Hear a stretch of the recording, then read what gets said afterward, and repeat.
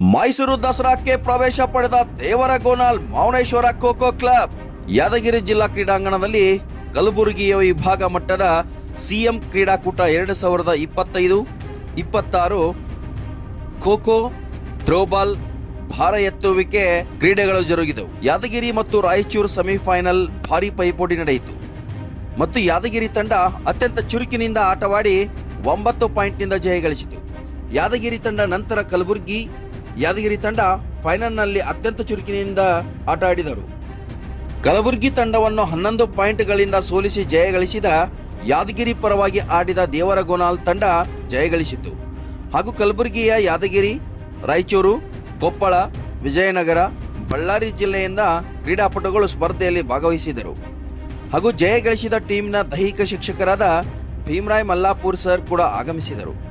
ಹಾಗೂ ದೈಹಿಕ ಶಿಕ್ಷಕರು ಮತ್ತು ದೇವರಗೋನಾಲ್ ಗ್ರಾಮದ ಮುಖಂಡರಾದ ದೊಡ್ಡ ದೇಸಾಯಿ, ಮಾಜಿ ಜಿಲ್ಲಾ ಪಂಚಾಯತ್ ಅಧ್ಯಕ್ಷರು ವೆಂಕಟೇಶ್ ಬೇಟೆಗಾರ್, ನಾಗಪ್ಪ ಕನ್ನಳ್ಳಿ, ಭೀಮಣ್ಣ ಡಿ, ನಿಂಗು ಬನ್ನೆಟ್ಟಿ, ತೋಟಪ್ ನಾಯಕ್, ಶಬ್ಬೀರ್ ಹಾಗೂ ಅನೇಕ ಕ್ರೀಡಾಭಿಮಾನಿಗಳು ಕೂಡ ಇದ್ದರು.